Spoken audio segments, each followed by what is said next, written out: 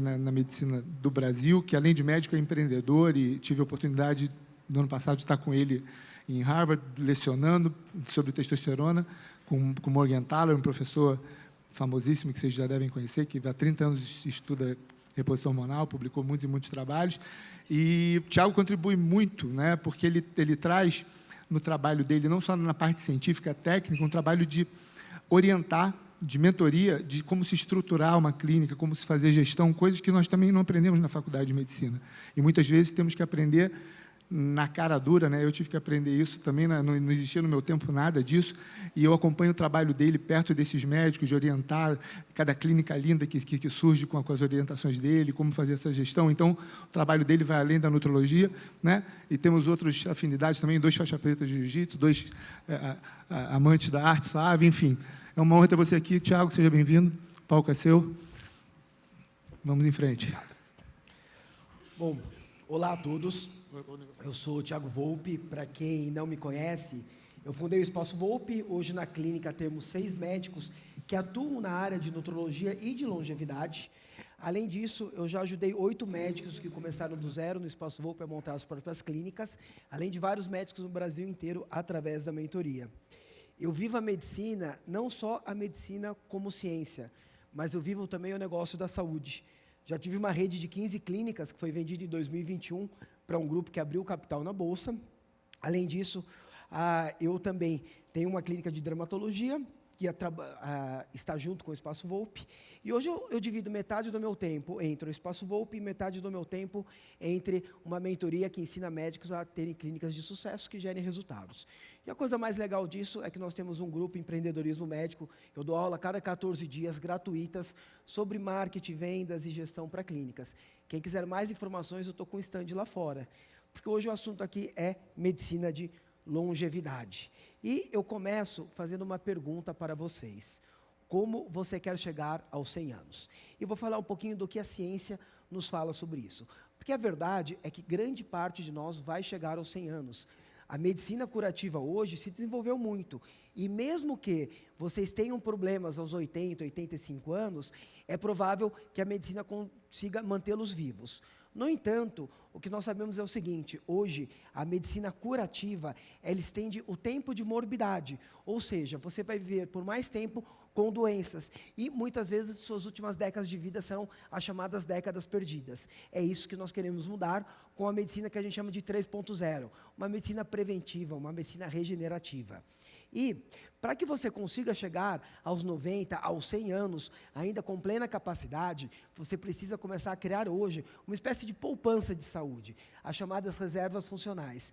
É necessário hoje que você consiga agachar com o seu peso nas costas para que você possa andar aos 90 anos. É necessário que você consiga hoje correr para que você possa, aos 90, 95 anos, ir até aquele mercado que é a 3 quadras da sua casa sozinho, sem precisar de ajuda. É necessário que hoje você tenha uma grande capacidade de trabalho, que você tenha uma produtividade, concentração, memória boas, para que, mesmo quando você perder um pouco dessas memórias, você possa conversar com seus netos sem que eles peçam para que você não participe dos assuntos mais sérios. E também não é da nossa área, mas é necessário também que você saiba guardar dinheiro, que você consiga ter uma reserva financeira para que você viva bem os últimos anos de suas vidas, né? E lembrando que a idade é o maior fator de risco peço perdão, que a idade é o maior fator de risco para as principais patologias humanas. O Covid, por exemplo, uma pessoa de 70 anos que pegasse Covid tinha mais de 620 vezes mais chance de morrer do que uma pessoa de 20 anos. Então, câncer, diabetes, doenças cardiovasculares, neurodegenerativas, é a idade o maior fator de risco. Mas, uma coisa muito importante, mais importante, mais relevante que a idade cronológica é a nossa idade biológica. Nós temos hoje alguns recursos para medir qual é a nossa idade biológica. Um deles, que é utilizado, é o VO2 máximo, vou falar um pouco mais sobre ele nessas palestras, mas também o tamanho dos telômeros e o relógio epigenético de Horvath. Ambos os exames hoje estão disponíveis para que vocês tenham eles nas clínicas de vocês e que vocês consigam não só falar para o paciente de vocês qual a idade biológica deles, mas que vocês tenham também na clínica de vocês tratamentos e produtos que vão ajudar vocês a terem clínicas que gerem mais resultado para vocês e que transformem a vida de seus pacientes. E eu tomei a liberdade de colocar aqui os 7 pilares que eu considero importantes para a longevidade.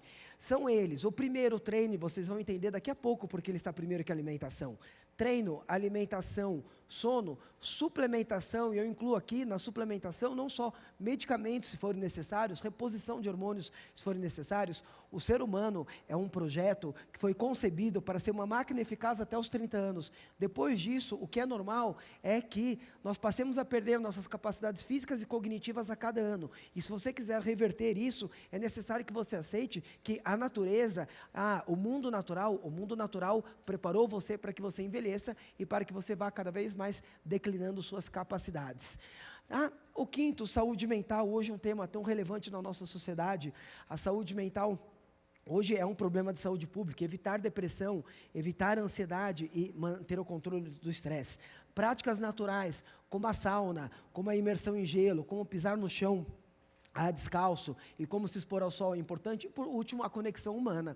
Hoje nós sabemos que pessoas isoladas têm uma chance de morte prematura quase tão grande quanto as pessoas que fumam. E por que eu coloquei o treino como o primeiro pilar? Porque alguns estudos já mostraram que quem treina vai ter um envelhecimento muito melhor, com mais qualidade. Esse estudo, por exemplo, foi feito com quase 800 mil pessoas, e ele veio para confirmar um estudo anterior feito com 200 mil pessoas. Esse estudo mostrou o seguinte: existe um marcador de condicionamento cardiorrespiratório, o VO2 máximo. Esse marcador, para a sua idade, você pode ter o nível de 1, 2, 3, 4 ou 5. E o que esses estudos mostraram é que uma pessoa no nível 1, a pior condicionada em relação a uma pessoa no nível 5, a melhor condicionada, tem uma chance de morte por doenças nos próximos anos de 500% maior. Ou seja, uma pessoa no nível 1 tem 5 vezes mais chance de morrer por doenças nos próximos anos, que uma pessoa no nível 5. Só para ter uma ideia do peso desse risco, uma pessoa que fuma tem 40% mais de chance de morrer nos próximos anos do que uma pessoa que não fuma. Uma pessoa má condicionada, em relação a uma pessoa bem condicionada, tem 500% mais de chance de morte. E não só o condicionamento cardiorrespiratório é importante. Alguns estudos antigos acompanharam homens hipertensos e viram que a força era um protetor contra todos os tipos de doença. Esses estudos foram repetidos. Esse é um estudo antigo com 1.200 homens. Um estudo recente foi feito com mais de 1,5 milhão de homens em 2019. E aqui eu coloquei para ilustrar a foto de Jeffrey Life, um médico que com 56 anos o pai dele morreu de infarto e ele começou a treinar com 56 anos. Essa é a foto dele com 84 anos. Então, a força é muito importante também, e homens mais fortes vão ter entre 10% a 40% menos chance de morte do que homens mais fracos, independente do condicionamento cardiorrespiratório. Portanto, imagine, se você juntar os dois, estudos feitos com mulheres confirmaram esses dados, se você juntar os dois, se você for forte e você for rápido, ou seja, ter um bom condicionamento cardiorrespiratório. John Ioannidis, ele é um professor de Stanford, cujo o trabalho dele é comparar como diferentes classes de medicamentos impactam na redução da mortalidade de diversas doenças, tá? E o que ele mostrou é que a atividade física tem um impacto maior na redução da mortalidade de todas as doenças, tá? A exceção seria a doença cardíaca coronária, que alguns medicamentos têm um impacto tão grande quanto a atividade física. No entanto, diabetes, AVC, pré-diabetes, para tudo, a atividade física é o melhor remédio. Então, eu coloquei aqui também um lembrete para aquelas pessoas que estão próximas dos 60 anos ou que têm 60 anos. Vários pacientes meus de 60 anos, eles entendem que o envelhecimento deles está sendo suave. Por que eles entendem isso? Porque eles pensam no seguinte: ok, com 30 anos eu tinha uma concentração melhor, uma libido melhor, eu conseguia trabalhar por mais tempo de maneira contínua, mas dos 30 aos 60 anos, eu não caí tanto. E ele imagina que ele vai continuar até os 90 no mesmo ritmo. Mas não é assim que o envelhecimento funciona.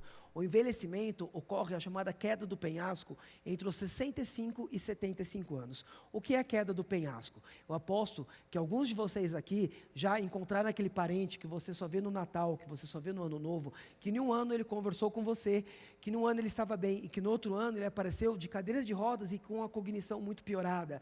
Então, tomem cuidado, porque a queda do precipício está esperando vocês entre os 65 a 75 anos. E qual é o nosso objetivo? É jogar essa queda do precipício para além dos 95 anos. Então, Para isso, existem 2 indicadores que você deve acompanhar, não só os seus, como dos seus pacientes. Um deles é a força, e a força pode ser medida pelo dinamômetro no seu consultório. Outro deles é o VO2 máximo, que vocês conseguem obter ele de maneira precisa com a solicitação de um teste ergospirométrico. Então, hoje no Espaço Volpe, nosso protocolo de longevidade, nós fazemos a medida da força de todos os pacientes e pedimos testes ergospirométricos para todos os pacientes. Né? E eu trago aqui uma proposta do que seria um treino para a longevidade. Essa proposta, não vou mentir para vocês, ela foi criada antes de mim por um médico chamado Peter Attia, que é considerado hoje o maior especialista do mundo nessa área de envelhecimento. Um oncologista que há mais de 20 anos abandonou a oncologia para se dedicar ao estudo da longevidade e da prevenção de doenças. Então, o cardio em zona de frequência 2, que melhora a sua flexibilidade metabólica, ou seja, permite que você utilize tanto gorduras quanto carboidratos como energia. Um treino para aumentar o VO2 máximo, esse indicador tão importante que eu já falei para vocês. Um treino de 40 minutos intercalando 4 minutos em baixa intensidade e 4 minutos em alta intensidade. O treino de força, não se esquecendo, no treino de forças das mãos. Alguns estudos vêm mostrando que muitos idosos que não sentem mais sede, eles passam a ficar desidratados e com isso cai a cognição deles. Por quê? Porque eles não têm força na mão para segurar um copo.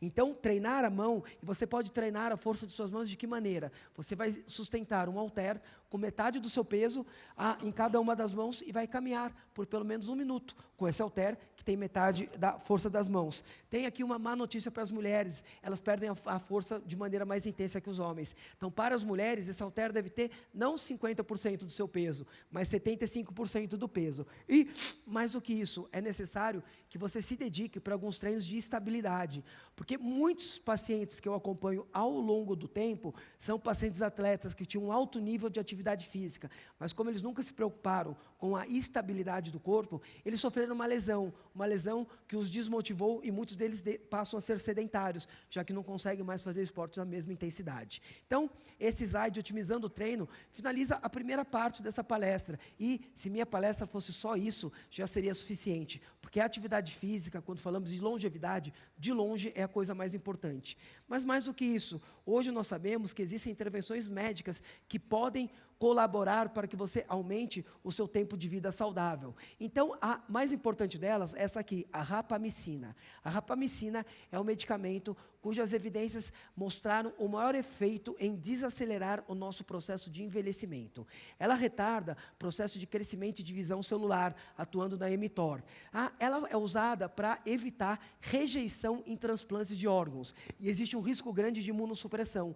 Os primeiros estudos que propuseram usar a rapamicina para evitar o envelhecimento das pessoas, eles viram que existem vários efeitos colaterais no sistema imune. A partir daí, Peter Attia e alguns outros médicos lideraram alguns estudos e hoje eles desenvolveram um protocolo para o uso da rapamicina. Inclusive, eles estão fazendo uma iniciativa, 600 cães, 600 pets nos Estados Unidos, estão sendo acompanhados ao longo de toda a vida deles, e esse estudo vai ser publicado ou no final de 2025 ou no final de 2026, mas mostrando redução em incidência de câncer, rejuvenescimento no sistema cardíaco. A rapamicina traz muitos benefícios, mas se você quiser começar a usá-la com você ou com os seus pacientes, é necessário que você estude um pouco esses artigos, já que o protocolo para o uso dela é diferente do protocolo usado para evitar transplantes de órgãos. Eu uso ela não somente comigo, mas também com meu avô, de 102 anos, que tem a cognição perfeita e que toda vez que uma mulher chega na casa dele, ele se levanta sem necessidade de uma bengala ou de um andador, porque ele fala que é isso que um cavalheiro tem que fazer.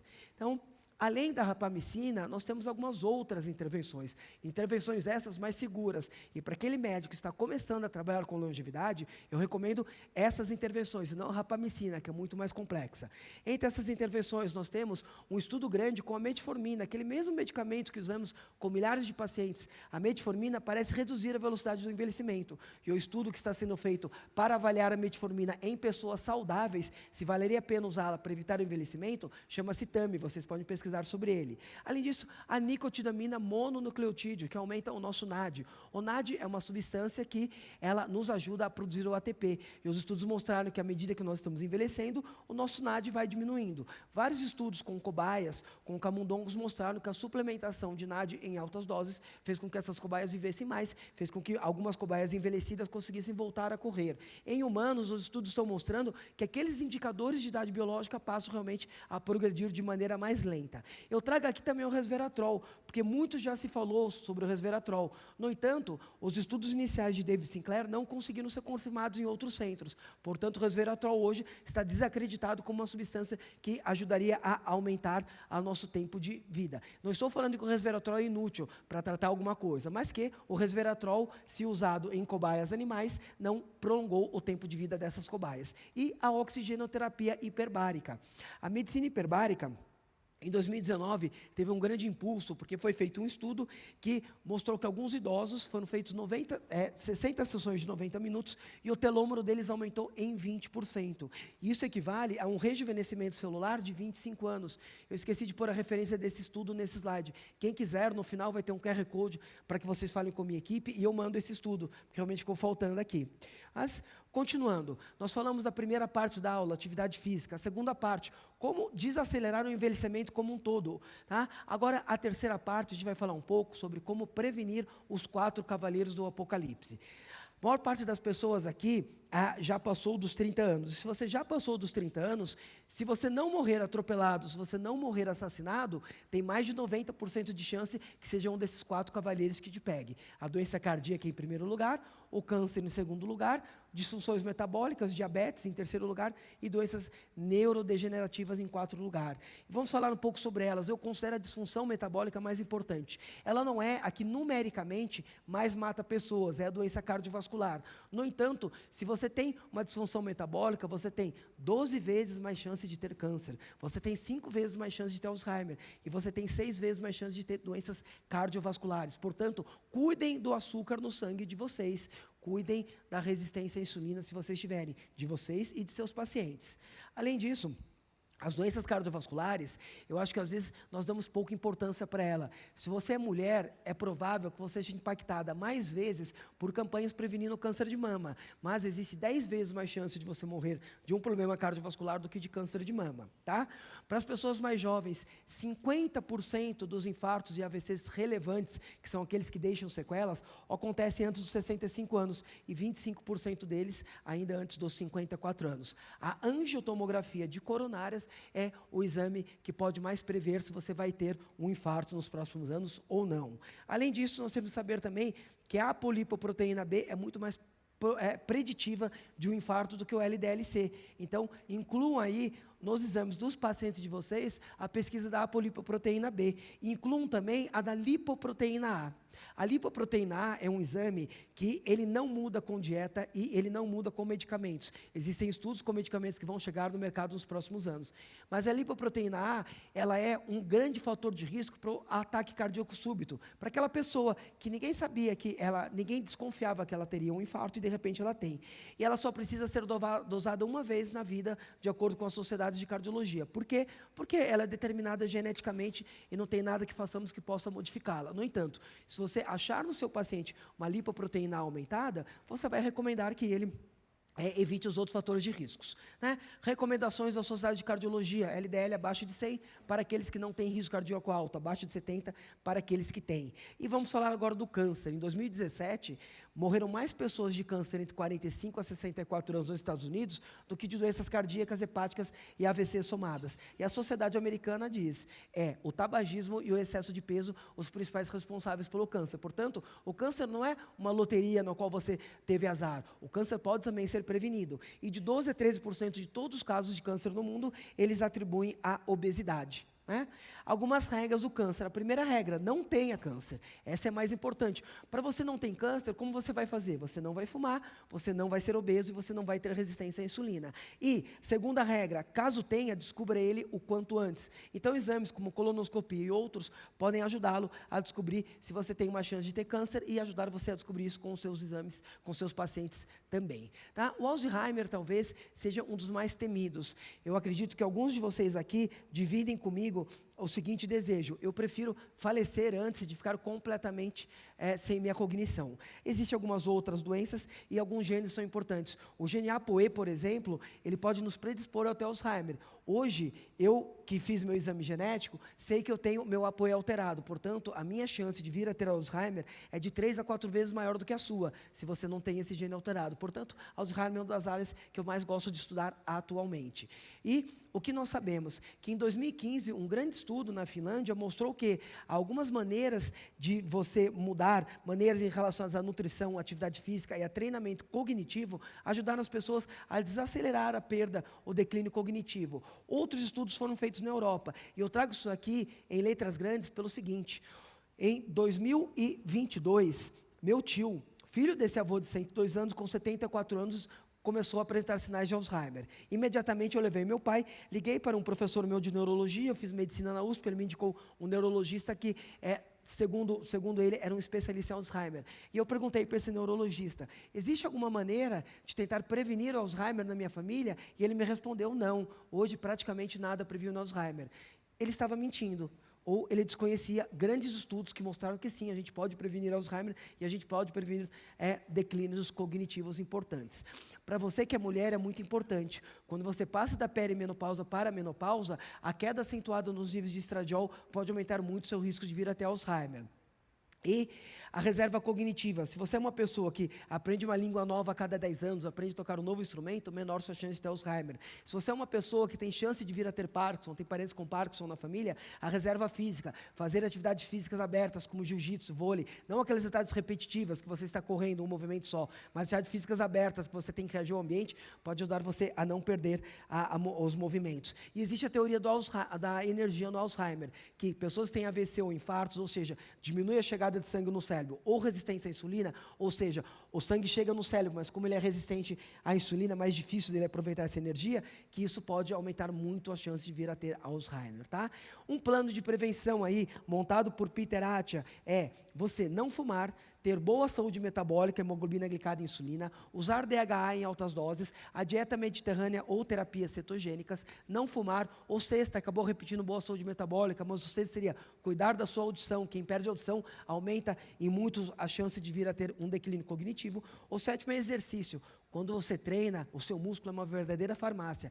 Ele vai produzir diversas substâncias que vão afetar diretamente o cérebro e a nossa neuroplasticidade, como o BDNF1, como catepsina A, como a irisina, aquele mesmo hormônio que nos ajuda a queimar gordura, também ele ajuda o nosso cérebro. A força. Vocês sabem qual é o exame que tem a maior relação com o desenvolvimento ou não de Alzheimer? É o força de pressão nas mãos, aquele mesmo dinamômetro que eu já mostrei para vocês. E é uma relação inversamente proporcional. Quanto mais forte você for, menor as suas chances de desenvolver Alzheimer. Ainda outro, sauna. Hoje eu faço sauna 4 vezes por semana. Por quê? Porque um estudo mostrou que a sauna parece reduzir em 65% o risco de Alzheimer e em 50% doenças cardiovasculares. Reduzir a homocisteína com suplementação de vitamina B. Otimizar a proporção entre ácidos graxos ômega 3 e ômega 6. Tá? E existem exames em que você consegue ver na membrana celular qual é a sua proporção de ômega 3 e de ômega 6. Lembrando que hoje na nossa sociedade, a nossa alimentação faz com que nós tenhamos níveis de ômega 6 muito maiores do que de ômega 3 em nosso organismo. 12. Níveis altos de vitamina D estão relacionados à melhor memória, mas os estudos ainda não conseguiram estabelecer se a pessoa que repõe vitamina D também vai ter uma melhor memória. O que nós sabemos é que a pessoa que chega com uma vitamina D mais alta, normalmente tem melhor memória. E novamente, falando com as mulheres, a reposição de estradiol da perimenopausa para a menopausa parece ser importantíssimo para evitar que mulheres venham a desenvolver declínios cognitivos e Alzheimer.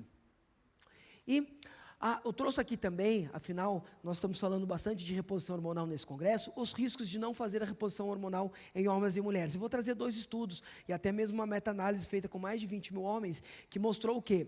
Quando você tem níveis de testosterona baixas, você tem uma maior chance de desenvolver obesidade, uma maior chance de vir a ter infarto, uma maior chance de ter AVC, uma maior chance de mortalidade por todas as causas e uma maior chance de diabetes, quando esse nível de testosterona é muito baixo. E aqui, um outro estudo também, que mostrou que a reposição da testosterona diminuiu a chance dos homens de terem infarto. E esse estudo, ele ainda fez um grupo que fazia uma reposição de testosterona que não levava a testosterona a níveis clinicamente significativos e outra que levava. E foi só o grupo que chegou em níveis normais de testosterona novamente que teve a redução no risco de infarto. Portanto, se você precisa de reposição, é muito importante, reponha. Agora também nós temos diversos estudos mostrando que aquela pessoa que abusa dos níveis de testosterona e que fica grande parte da vida com níveis de testosterona muito altos, também vai ter um aumento na mortalidade por doenças cardiovasculares. Então, sim, o exagero faz mal. Vamos falar mal da testosterona por conta disso? A água faz bem, é muito bom se hidratar, mas tem gente que morre afogado. Não, excesso sempre vai fazer mal. E riscos de não fazer reposição hormonal em mulheres: declínio cognitivo, piora do sono, aumento do risco cardiovascular, perda de massa óssea e aumento em quadros depressivos. Bom, aqui uma estratégia de dieta que eu proponho que vocês sigam com os pacientes, tá? Hoje a gente sabe que é muito difícil, se um paciente comer muita gordura e muito carboidrato, que ele mantenha um peso saudável. Então, tente escolher o macronutriente para a dieta. E se você escolher o macronutriente para energia gordura, ou seja, se você prescreve para o seu paciente uma dieta baixa em carboidratos, você deve acompanhar a apolipoproteína B. Peter Attia, nos dados com os pacientes dele, estima que entre 1/3 a metade dos pacientes seguindo uma dieta com muita gordura saturada vai ter um aumento na ApoB. Isso leva a um aumento no risco cardiovascular. Então, o que nós fazemos hoje no Espaço Volpi? Nós escolhemos, para aquelas pessoas que gostam mais de carnes, ela vai seguir uma dieta rica em gordura. Se a ApoB dela aumentar, nós vamos falar com esse paciente: olha, essa estratégia não está dando certo para você. Se o paciente gosta mais de carboidratos, vai para uma dieta no estilo mais vegetariano, por exemplo, eu vou acompanhar aquelas medidas que me revelam a glicemia média estimada dela, ou seja, a frutosamina, a hemoglobina glicada. E se por acaso ela começar a aumentar, eu vou falar para esse paciente: olha, talvez os carboidratos não estejam fazendo bem para você. E para todos eu mantenho uma ingestão proteica alta, já que a ingestão proteica baixa está ligada à perda de massa muscular. Bom, aqui, para que a aula coubesse em meia hora, eu não trouxe muitos mais dados, trouxe alguns artigos mostrando que o sono também está relacionado com a nossa longevidade. E até eu faço uma recomendação: se você quer dormir bem, acorde e se exponha à luz solar. Não tome cafeína depois das 3 horas da tarde. Evite alimentos pesados 3 horas antes de dormir. Evite atividades intelectuais excitatórias 2 horas antes de dormir, como, por exemplo, ver uma planilha do trabalho ou assistir um debate político. Evite também telas 1 hora antes de dormir. Caso você precise mexer no seu celular ou ver alguma tela, utilize um óculos que filtra a luz azul, além dos aplicativos de celular poderem também ter aquelas modos em que a tela passa a emitir menos luz azul. Tá?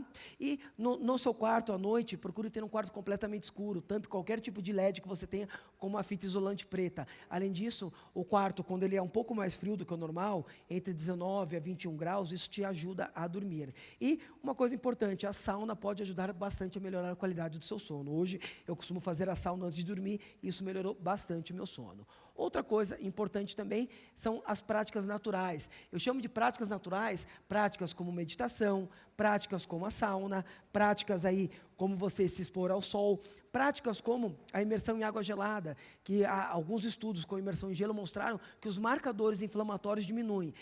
Nós ainda não temos um estudo tão completo mostrando que vai cair os eventos cardiovasculares, mas ele melhora marcadores inflamatórios, o que nos leva a desconfiar que sim.